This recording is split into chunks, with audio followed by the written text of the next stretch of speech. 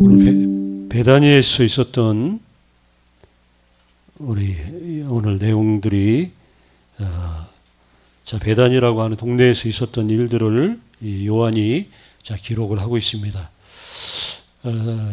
이 베다니가 어디 있냐면 바로 예루살렘 인근에 있어요. 그래서 바로 옆에 그 언덕 위에 좀 보이는데 우리가 예수께서 그 여리고에서 지난 시간에도 말씀드렸듯이 예루살렘으로 향하는 그 마지막 여정, 육신의 마지막 여정 가운데 여리고로 들으셨다가 이제 여리고에서 예루살렘으로 이제 올라가시는 그 길 가운데 여기 베다니가 있습니다.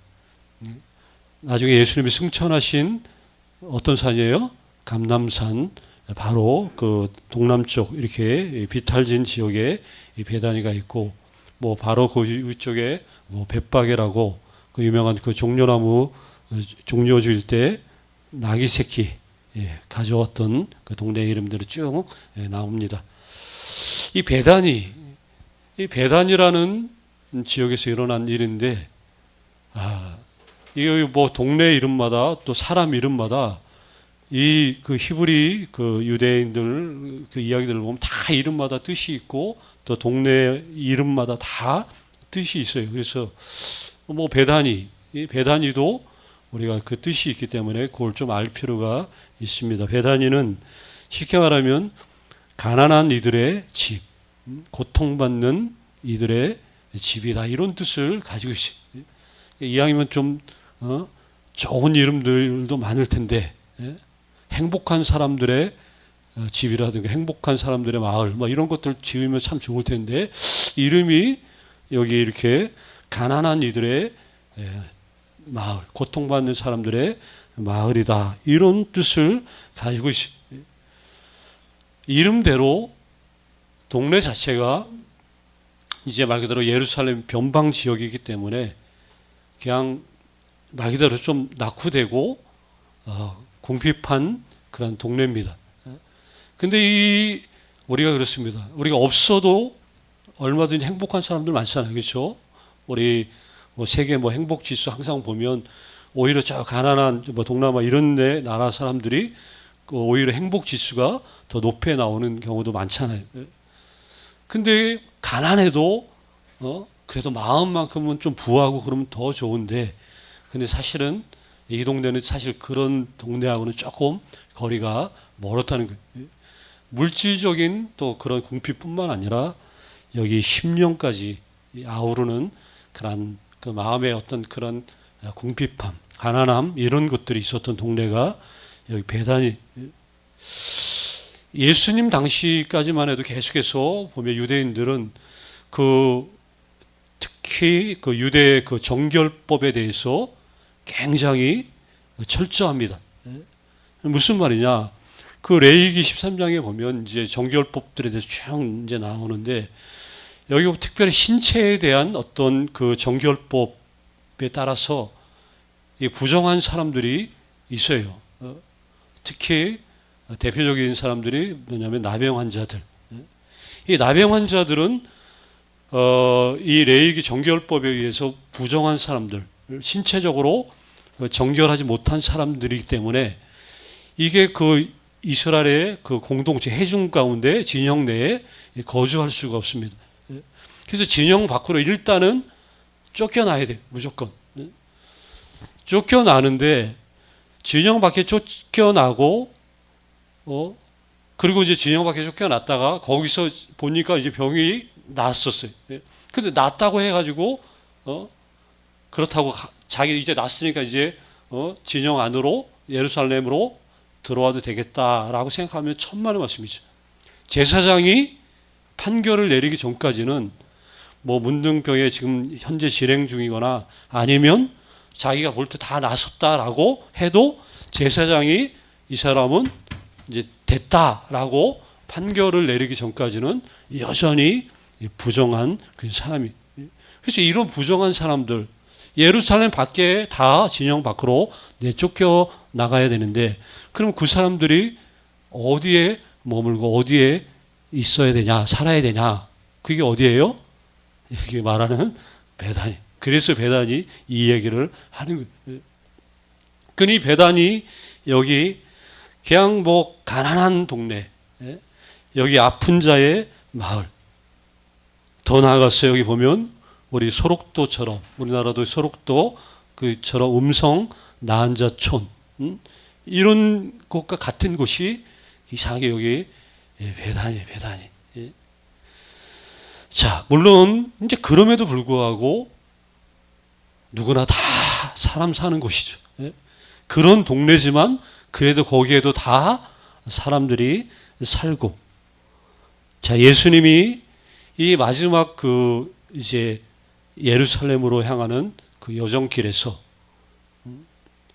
만약에 여기 사람 살 곳이 못 되고 그냥 피해야 될 곳이면 굳이 여기 들르실 필요가 없죠.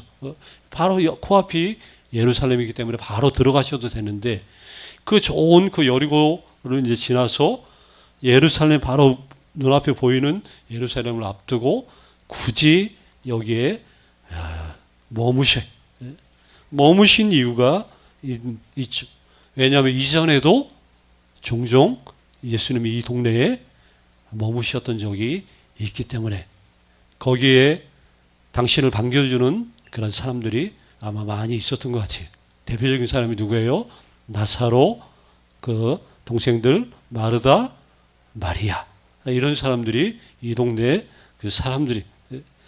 자, 예수님이 이 베다니에 들르셨을 때 예수님을 위해서 이 동네 사람들 좋아하는, 환영하는 그 예수님이 오셨기 때문에 어떤 한 집에서 말 그대로 동네에 이제 말 그대로 잔치가 베풀어집니다. 그래서 아마 예수님 오셨다는 소식에 많은 사람들, 동네 사람들이 그 집에 몰려 들었던 것 같아요. 근데 그 집이 누구네 집이었냐? 오늘 우리 요한복음 여기에서는 조금 누구네 집인지 이게 좀 이게 구분이 안 가는데, 이 같은 본문을 기록하고 있는 뭐 다른 복음서, 마태라든가 마가복음서에 보면 그 나병 환자였던 시몬의 집이라고 여기 나와 있어요. 혹시 여기 나와 있나요? 예수께서 여기 나오죠. 예수께서 베다니 나병 환자 시몬의 집에서 식사하실 때, 이게 지금 오늘 우리 요한복음에 있는 본문하고 같은 본문이. 자, 이 나병 환자들이 주로 쫓겨나서 거주했던 동네라고 말씀을 드렸잖아요. 거기에서 마지막 죽음을 앞두고 방문하신 그 베다니의 그 누구네 집이에요? 문둥병자 시몬. 여기는 문둥병자 시몬이라고 나오는데, 정확히 말하면 문둥병자인 상태에서 손님을 마주할 수는 없죠. 당연히. 부정하기 때문에. 근데 문둥병자였던, 아마 한때 문둥병자였었던 사람. 문둥병자였었을 때는 누구도 초청하고 싶어도 초청을 못해. 함께 밥을 먹고 싶어도 못 먹었는데, 이제 이 사람이 이렇게 사람들을 동네 잔치를 예수님을 위해서 식사 자리를 준비했다는 것은 이제 이전에는 꿈도 꿀 수 없었던 일을 이제 할 수 있는, 이제 치유가 되고 병이 다 나았다 하는 것을 우리가 알 수 있는 것이죠. 그래서 어떤 학자들은 여기에 이 시몬의 집에서 식사를 하는데, 오늘 본문의 2절에 보면 여기 거기서 예수를 위하여 잔치할 때 누가 일을 해요? 마르다가 일을 해요. 그러다 보니까 이 시몬의 집인데 일을 마르다가 하는 거예요. 이걸 보면서 어떤 학자들은 이 시몬이라는 사람, 문둥병자였던 이 시몬이 혹시 나사로나 여기 마르다나 마리아의 아버지 아닐까라고 또 생각하는 사람도 있고, 아니면 마르다가 일을 하니까 이 시몬이 마르다의 남편일 것이다 라고 뭐 얘기하는 사람들도 있어요. 뭐 가족이니까 그렇게 하는 게 자연스러울 수도 있고, 또 한편으로는 뭐 가족이 아니래도 이렇게 일을 했다. 그럼 아까도 말했듯이 이 베다니는 어떤 동네라고 그랬어요? 무척 가난하고 좀 궁핍한 동네라고 했잖아요. 그래서 어찌 됐건 서로 없는 사람끼리, 궁핍한 사람들끼리 서로 의지하는 것이 이 동네에서는 어떻게 보면 좀 자연스럽게 이렇게 형성이 됐던 것 같아요. 조금이라도 서로 부족하니까 서로 의지하면서. 아니 그렇게 협력해서 살아가지 않으면 한시라도 어떻게 보면 견디기 힘든 삶일 수도 있었기 때문에 이렇게 이러저러한 이유로 이웃들끼리 이렇게 함께 혹시 살아가지 않았나. 뭐 가족이라도 은혜스럽고 가족이 아니라도 이렇게 서로 의지하면서 사는 그 모습들이 참 아름다운 그러한 이 식사 장면이다 하는 거죠. 오늘 우리 1절을 한번 더 눈여겨보시면 예수님이 베다니에 머무신 그 시점을 정확하게 요한이 기록을 하고 있어요. 언제 예수님이 이 베다니에 머무셨는가? 이 날짜는 아니죠. 몇 월 며칠은 아니지만 여기 나오죠. 그렇죠? 언제요? 6월절 그리고 엿새 전에. 이제 6일 후에는 6월절이 시작이 된다. 명절을 앞둔 엿새 앞둔 그 시점에 이렇게 했다. 물론 베다니 사람들뿐만 아니라 예수님의 제자들조차도 이 엿새 후에 6월절에 어떤 일이 일어날지 그들은 아무것도 지금 모르고 있어요. 뭐 엿새를 어떻게 알아요? 한 시간 후를 알 수 없는 인생들이 엿새 후에 6월절에 그분이 어떤 일들을 겪으실지 이걸 지금 전혀 모르는 상태. 죽음을 앞둔 예수님의 시점, 그 시점이었지만 이 시간만큼은 잔치의 기쁨과 흥겨움으로 너무나 행복한 지금 현재 시간을 가지고 있었죠. 자, 이 잔치 자리에서 6월절 엿새 전 죽음을 6일 이제 고통 고난 이제 이런 것들을 당하기 이제 그 6월절 6일 전에 우리가 잘 아는 이야기가 여기 시작이 되죠. 여기 나사로의 누이 3절에 보니까 마리아가 지극히 비싼 향유를 예수님의 발에 붓고 자신의 그 긴 머리털로 정성껏 예수님의 발을 씻기는 장면이 여기 시작이 돼요. 아마 이 장면을 보고 동네 사람들이 아마 다 엄청 놀랐을 거예요. 왜 놀라냐? 사실은 이 그 향유, 나드향, 한근이라고 나오는데 이 동네, 이 가난한 동네에서는 좀처럼 볼 수 없는, 보기 힘든 너무나 귀한 그 물품이기 때문에 아마 굉장히 놀랐을 거라는 거죠. 더군다나 저 정도면 지금 마리아의 아마 자기 혼인 자금, 결혼 아마 자금으로 충분히 쓸 수 있는 그런 가치가 있는 그러한 향유죠. 여기 향유를 값어치를 여기 3절에 표현하기를 비싼이라고 표현을 해요. 그렇죠? 여기서도 비싼. 근데 이 비싼에 해당하는 이 단어가 헬라어 단어가 그냥 그 가격적으로 비싼 그 의미만을 가지고 있는 게 아니라 이 비싸다는 말 자체가 원래 가격에 비싼 그 비싼이 아니라 고귀하다는 어떤 그런 뜻을 가지고 있어요. 그러니까 고귀함이 넘치는 심지어 경외감이 드는 이런 단어. 그러니까 고귀함이 넘치는 경외감이 드는 이 귀한 향유를 말하는 거죠. 자, 이런 의미에서 그 마리아가 가져온 이 향유, 이 비싼 향유, 자 예수님을 향한 말 그대로 고귀한 그 사랑과 경외의 심의 표현이라고 이렇게 보면 돼. 그저 막 그냥 뭐 내가 갖고 있는 재산에 뭐 그거를 드리는 그 차원이 아니라 주님을 얼마나 고귀하게 여기는 그 마음이 여기에 담겨져 있다. 그래서 이게 더 귀하다 하는 것이죠. 이 향유 양도 나오죠. 순전한 나드 3절에 보니까 몇 근이에요? 한 근. 우리 한 근이니까 뭐 한 근 고기 한 근 하면 뭐 600g인가요? 600kg? 600g? 근데 뭐 이제 이게 로마 이제 그 당시에 그거로는 600g이 아니라 330g이라고 얘기를 해요. 330g.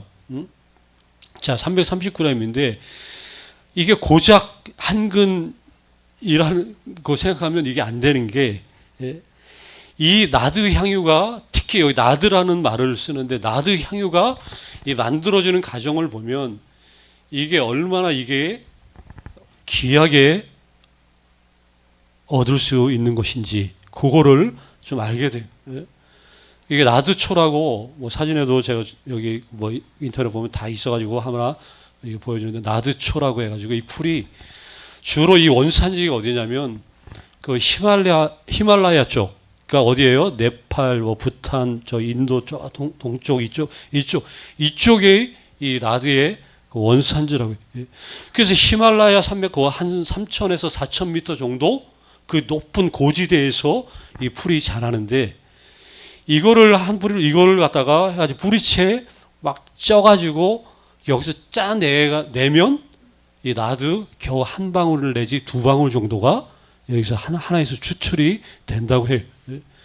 그러니 이 한 근의 그 향유를 얻기 위해서 얼마나 많은 이 풀이 필요하고, 더군다나 자 이게 지금 그 네팔 히말라야 쪽에서 만약에 생산된 거라면 이게 흘러서 여기 팔레스타인 지역까지 오기까지, 지금도 네팔에서 이스라엘까지가 거리가 얼마나 먼데, 비행기로 따져도 얼마나 먼 거리인데 그 옛날에 사람들이 그 상인들이 대상들이 그걸 가지고 거기서부터 여기까지 만약에 오가는 그 일들을 한번 생각해 보면 수많은 뭐 다큐멘터리 그 옛날 그거 보시면 알겠지만 그 강야 같은 데 보면 그 상인들이 머무는 그 강야 한가운데 이런 숙소 같은 거 보는 그런 다큐멘터리 같은 것들이 있어요. 그런 데 보면 도적대들이 언제 뭐 덮칠지, 그리고 기상 뭐 어떤 일들이 벌어질지, 이거는 뭐 그 고대 시대 때 그 이걸 갖다 이동하는 이거 자체가 이게 보통 일은 아니죠. 수천 킬로 이상 떨어진 곳에서 여기까지 오는, 그러니 그 가정 그렇게 멀리서 갖고 오는 그 운반비라든가, 특히 이거는 귀한 거기 때문에 당시 로마가 지배하면서 로마 사람들이 이게 귀한 거기 때문에 귀한 거에 세금을 더 부과하는 거예요. 그러니 이거는 뭐 가격으로 정말 이거는 귀하고도 너무나 귀한. 자, 이걸 이렇게 귀한 거, 엄청난 비용이 들 수밖에 없는 이 귀한 건데, 근데 이거를 갖다가 그래서 이 마리아가 갖고 있었다. 그러면 마리아 역시 그걸 갖기 위해서 그가 얼마나 많은 투자와 희생, 자기가 어떻게 보면 전부를 다 쏟아 부어서 얻을 수 있었던 귀한 거라고 밖에 설명이 안 되는 것이죠. 근데 이 귀한 거를 주님의 발에 그냥 남김없이 그냥 부을 수 있었다. 이거는 아무나 할 수 있는 게 정말 아니죠. 주님에 대한 그 마음이, 이 마리아가 적어도 주님에 대한 그 마음이 어떤 정도인지 이것만 보면 알 수 있어요. 정말 마리아는 주님을 경험했고, 오라버니 죽었다, 그 나사로 살리고 막 이 주님이 어떤 분인지 제대로 체험했던 여인이. 그러니 여기 남김없이 아낌없이 다 부어도 아니 내가 이걸 다 쏟아부어도 더 드릴 게 없어서 아마 안타까울 정도로 적어도 그런 마음, 그런 신앙을 가지고 있었던 사람이 마리아였다는 것이죠. 우리 여기 전부 다 마리아 같은 분들이 되시기를 축원합니다. 나는 마리아다. 이 신앙, 이 믿음, 이 마음, 주님을 향한 적어도 그런 마음들 우리가 가지고 있어야 되지 않겠어요? 그렇죠? 마지막 한 방울까지 다 남김없이 드렸어요. 자신을 위해 막 그 쓰고 싶어도 아니면 만약을 위해서 뭐 조금이라도 남겨놓는 그런 일 전혀 하지 않았죠. 아까 말했죠. 대부분 여주인들이 일금을 갖고 있었다는 것은 이게 무슨 자금이라고 그랬어요? 결혼 자금이라고 그랬어요. 결혼 자금. 근데 결혼 자금을 말 그대로 다 쏟아부었다. 그러면 이제 결혼 자금 있어요? 없어요? 없죠. 그러면 결혼을 평생 못할 수도 있는 그런 말 그대로 전부를 내는 거예요. 우리가 오늘날은 뭐 특히 우리나라 대한민국 결혼 정년기들이 다 늦어가지고 뭐 지금 40이 되고 뭐 넘어도 결혼 안 했다고 뭐 놀라지도 않잖아요. 지금. 근데 옛날에 이 당시에 여자가 결혼을 못했다. 결혼을 못했다는 거, 못한다는 거는 그 여자는 인생의 그냥 끝장났다는 얘기예요. 사장된다는 얘기, 사장된. 그 여인은 사람 취급 받을 수도 없는 그냥 인생 자체가 그냥 암흑이라고 보시면 돼요. 더 이상 존재할 어떻게 보면 가치가 전혀 다 떨어지는. 자, 이런 시대에 이 자금을 다 쏟아 부음으로 인해서 혹시라도 평생 혼인도 못하고 싱글로 남을 수도 있는 인생에 아주 정말 지금 막 다 이렇게 평생 이렇게 사장될 수 있는 그러한 상황인데도 불구하고 주님께 이렇게 드렸다. 이거는 그냥 정말 보통 일이 아니라는 것이죠. 어쨌든 그렇게 드렸더니 온 집안에 이 나디 향으로 가득 차올랐죠. 물론 이걸 보고 아주 격분한 한 인간이 있었죠. 이걸 또 꼭 이런 인간들 하나씩 있죠. 300데나리온에 팔아가지고 가난한 자들에게 또 쳐줘고. 자, 이 나디향이 무슨 나디향이라고 그러세요? 순전한 나디향. 그런데 지금 이 사람은 어떤 사람이에요? 순전하지 못한 사람이. 이 순전함에 대해서 순전하지 못한 사람이 이렇게 반응도 했지만, 그러나 이 순전한 믿음은 순전하지 못하는 모든 것들을 다 덮을 만큼 그 믿음은 더 크다는 것을 우리가 알게 되죠. 자, 끝으로 다시 한번 말씀드리지만 이 일 언제 있었다고요? 6월절 엿새 전에. 자, 곧 다가올 예수님의 죽음을, 고난을 앞두고 있는 엿새 전. 자, 곧 있으면 한 주만 지나면 군병들이 심히 예수님을 고문하고 손찌검하고 채찍질하고 또 온갖 조롱, 온갖 모멸과 멸시를 가할 텐데, 근데 그렇게 한다고 해서 그분 앞에, 그분께 스며든 이 고귀한 향유 냄새를 지울 수 있어요, 없어요? 지울 수 없어요. 그 어떤 것도. 그분에게 풍겨 나오는 이 향내를 그 무엇으로도 지울 수 없다는 거죠. 이 향유, 이 부은 이 사건이 바로 그런 의미, 주님을 향한 이 순전한 향유, 이 냄새가 그분을 향한 헌신과 사랑이 그렇게 무엇도 지어낼 수 없는 것처럼, 이게 이런 사랑과 헌신이 이렇게 온 세상에 이렇게 가득하기를, 그래서 이 말씀을 보면서 우리는 함께 소망을 한다는 거죠. 사망이 그래서 결국 물러갈 것이고 모든 아픔도 치료할 것이고 이렇게 기쁨의 향내로 가득한, 그래서 그러한 믿음의 삶을 우리도 살아내기 위한 이 마리아의 신앙이 바로 나의 신앙이 되기를 내가 이렇게 이 말씀 통해서 간절히 원한다는 것입니다. 마리아가 되시기를 다시 한번 간절히 주의 이름으로 축원합니다. 네, 기도하겠습니다. 아버지 하나님 감사합니다. 이 귀한 헌신, 이 고귀한 믿음의 표현들, 주님은